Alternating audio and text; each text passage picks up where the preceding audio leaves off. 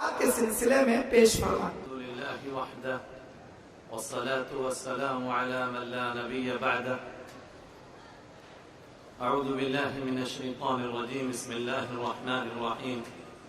ربنا وابعث فیہم رسولا منہم یتلو علیہم آیاتک ویعلمہم الکتاب والحکمت ویزکیہم انک انت العزیز الحکیم۔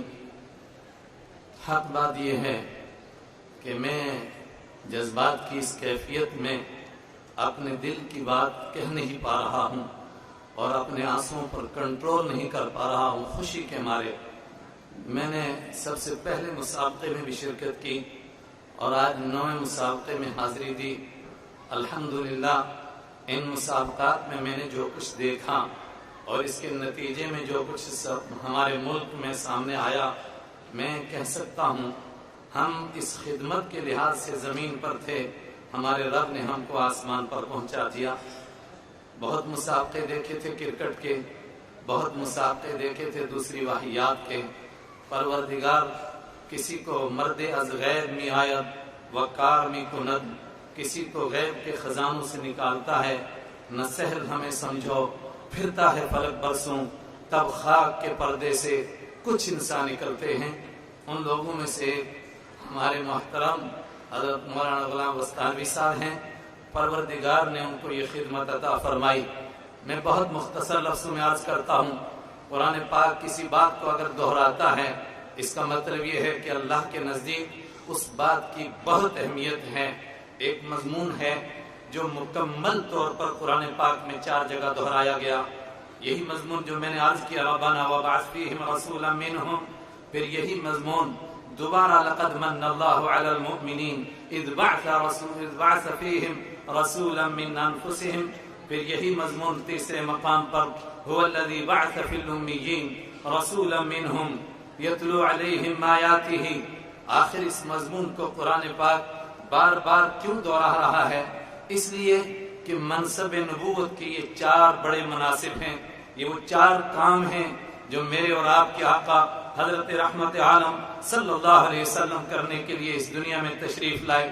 پہلا کام ہے تلاوت کتاب، دوسرا کام ہے تعلیم کتاب، تیسرا کام ہے تعلیم حکمت، اور چوتھا کام ہے تزکیہ نفوس۔ اور اللہ تعالیٰ کی نعمتوں میں اللہ کی کتاب سے بڑھ کر کے کوئی نعمت نہیں ہے۔ اللہ نے اپنے پیارے نبی صلی اللہ علیہ وسلم کو کن بلندیوں سے نوازا ہے، اس کے باوجود فرماتے ہیں ما کنت ترجو ان یلقی الیک الکتاب۔ میرے حبیب صلی اللہ علیہ وسلم، قرآن جیسی نعمت آپ کو ملے اور یہ کتاب آپ کو ملے، آپ کو بھی کبھی اس کا خیال نہیں تھا۔ آپ دنیا میں تشریف لائے، یہ آپ کے 4 بڑے کام تھے، اور امت میں جن کو وارثان نبوت میں کی لسٹ میں ہونے کا شرف نصیب ہوگا، ان کو اس وراثت میں جو حصہ ملے گا، اس کا مطلب ہے کہ ان کو ان 4 کاموں میں سے کوئی ایک کام ملے گا۔ تلاوت کتاب ملے گی، تعلیم کتاب ملے گی، تعلیم حکمت ملے گی، تزکیہ نفوس ملے گا۔ اللہ نے اس ادارے سے اور رئیس جامعہ سے یہ 4 کام لیے۔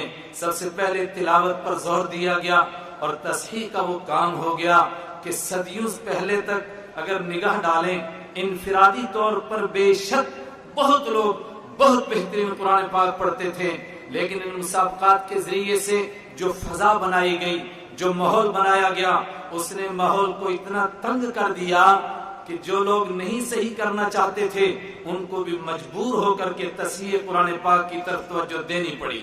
اور الحمدللہ پورے ملک کے اندر، اور میں کہہ سکتا ہوں انشاءاللہ پورے عالم کے اندر، صحت قرآن پاک اور اس طرح پڑھنے کا، رتل کما کنت ترتل فی الدنیا فإن منزلک عند آخر آیت تقرأها، اس انداز سے پڑھنے کی ایک کوشش تھی جو الحمدللہ رنگ لا رہی ہے۔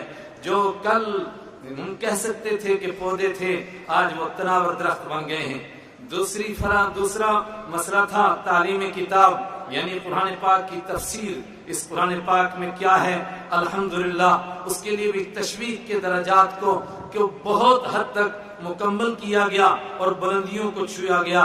میں تیسری مرتبہ حکم کی حیثیت سے اس فرا میں بیٹھا، الحمدللہ مجھے اتنی خوشی ہوئی کہ ایک بڑا طبقہ تیار ہو رہا ہے جو قرآن پاک میں تدبر کا حق ادا کرے گا، جو قرآن پاک میں غور و فکر کرنے، اس کی غواصی کرنے اور اس کو عام کرنے اور امت کے اندر قرآن کو پہنچانے کا کام کرے گا۔ اس سے ایک فضا بنے گی۔ اور تیسرا کام تھا تعلیم حکمت، اس کے لیے حدیث کا جو مسابقہ ہے وہ اسی کی فرح ہے۔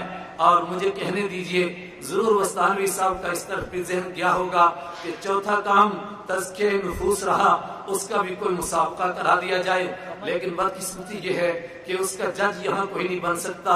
اس کا جج تو یوم تبلی السرائر، یوم التغابن، یوم الغاشیہ، یوم الحسرہ، خافضۃ الرافعہ، وہ اس دن فیصلہ ہوگا۔ اور ان تینوں کے نتیجے میں انشاءاللہ ثم انشاءاللہ وہ جو اصل مطلوب ہے وہ بھی حاصل ہوگا۔ میں صرف 2 درخواست کے ساتھ اپنی بات ختم کرتا ہوں۔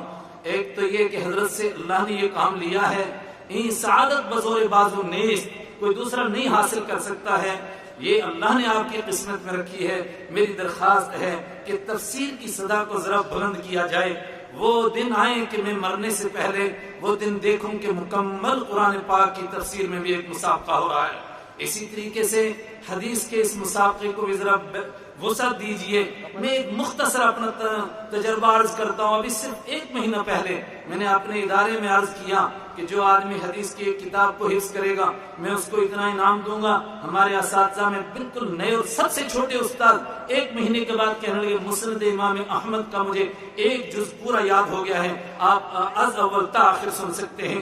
اس کا مطلب ذرا نم ہو تو بڑی زرخیز ہے یہ مٹی ساقی، اس مٹی میں اللہ نے بہت کچھ صلاحیت رکھی ہے، کاش کہ کوئی نکھارنے والا آ جائے۔ آپ ہی نکھار سکتے ہیں، مجھے نہیں کسی اور سے۔ اس طرح اللہ کرنا چاہے جس سے کام لے، لیکن لگتا ہے کہ اللہ نے آپ کی قسمت میں رکھا ہے، اس لیے اس کو ذرا اور بلند کیجئے، اس کے تصور کو بلند کیجئے۔